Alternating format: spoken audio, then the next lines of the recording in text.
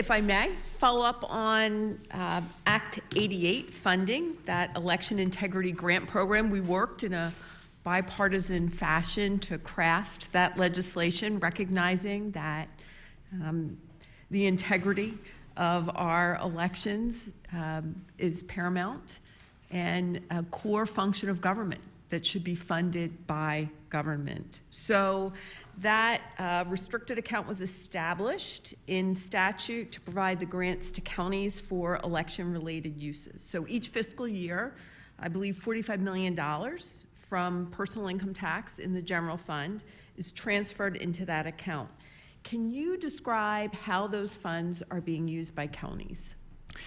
I can, Senator, and I've seen it firsthand.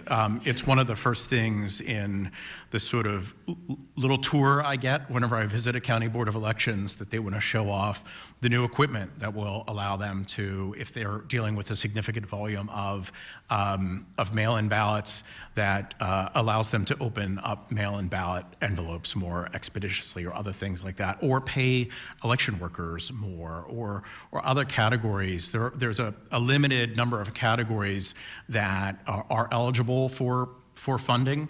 And in some cases, even if counties can't use it for that funding, they are able to use it for other things, which alleviates their burden. It's managed, as you know, by DCED. So we work in consultation with them, but it's really the program that they administer. But Deputy Secretary Marks is in good contact with them. Well, and I appreciate that you said there's a limited number of things that these dollars can be spent on, limited number of categories I think you used. So does your agency provide any support or oversight on how these grant dollars are used? We are, and if you don't mind, I'd like to ask Deputy Secretary Marks to add to it. I know we're in regular contact with DCD about how to define the different categories and all the rest, so that when they do receive those applications, to know whether those applications are for eligible purposes or not.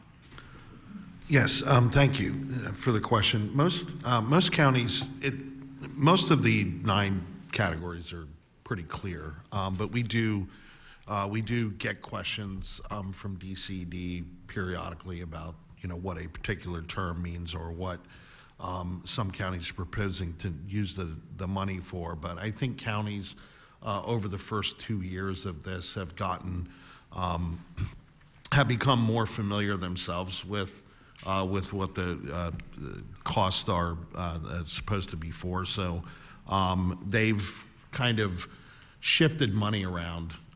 Maybe that's not the best way to describe it. Well, but that doesn't give me confidence, because my concern is, the purpose of this law that received broad bipartisan support was to get third-party dark money out of the administration of our elections, right?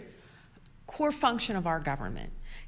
So my concern is wanting to make sure that counties can't re-grant the money to third-party organizations under this law. When I say shift money around, I mean, in other words, using county money to pay for something so that they can then use Act 88 to pay for poll worker pay, for example.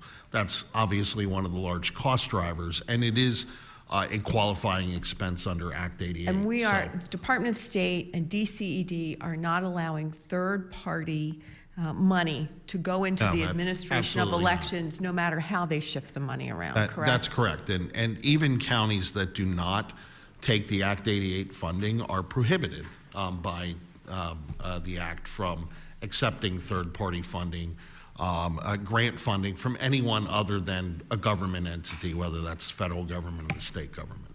Thank you very much. Neither the Department of State nor any county are receiving third-party funding, Senator. Thank you.